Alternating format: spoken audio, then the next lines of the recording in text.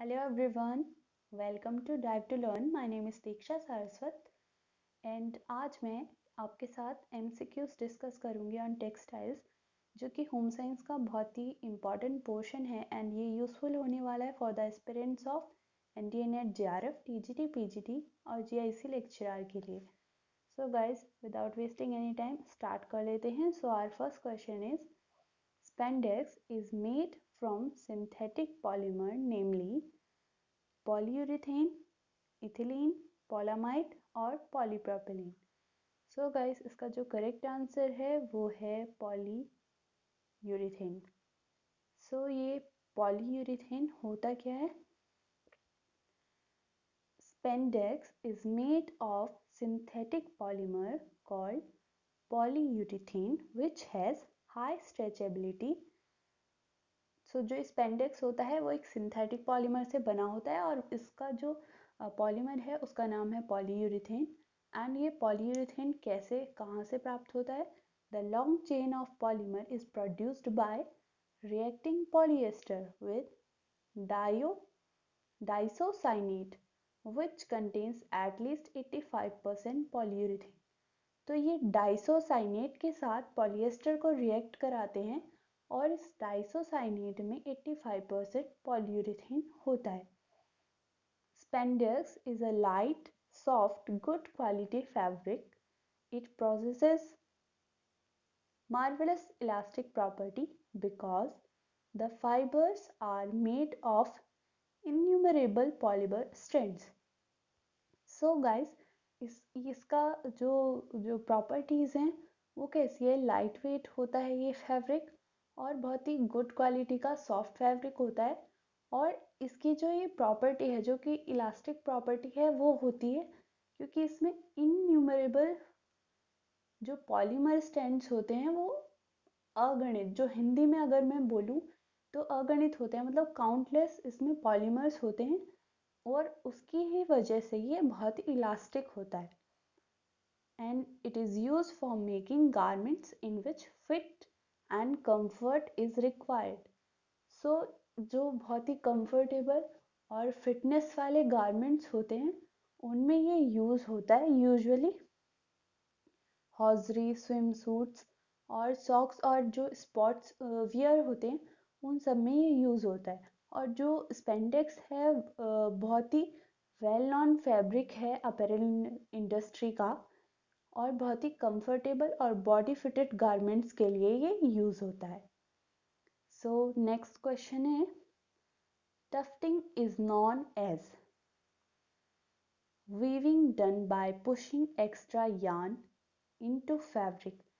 So ये guys weaving है. Weaving done by pushing extra yarn into fabric, bonding of fibers through thermal processing, electrostatic printing or none of these. So इसका जो answer है वो है first, weaving done by pushing extra yarn into fabric.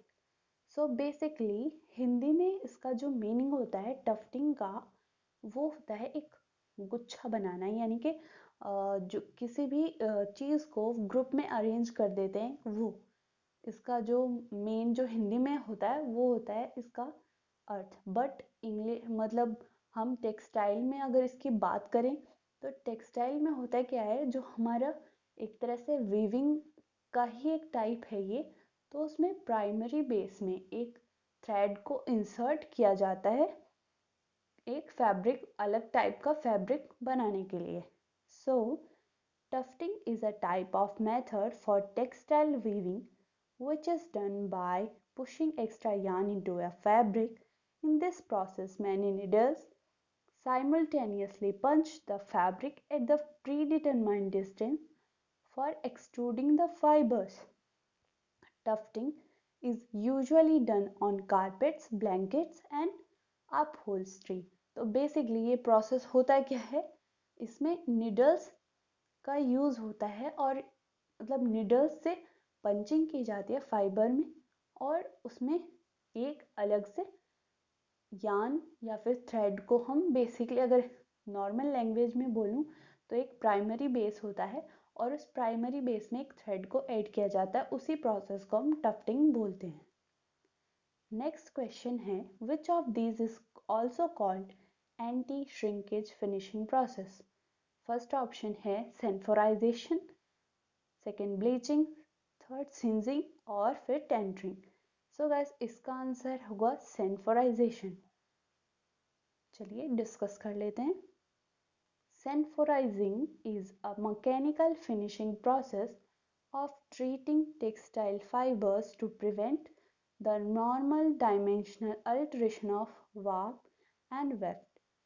It is also called anti-shrinkage finishing process. तो basically Senforizing में होता क्या है, एक मैकेनिकल प्रोसेस है, एक फैब्रिक को उसमें श्रिंकेज को एंटी श्रिंकेज उसे बनाने के लिए उसे जितना भी उसकी जो श्रिंकेज प्रॉपर्टी है उसको पहले ही इतना श्रिंक कर दिया जाता है कि उसमें बाद में ये कैपेसिटी नहीं रहती कि वो बाद में श्रिंक हो।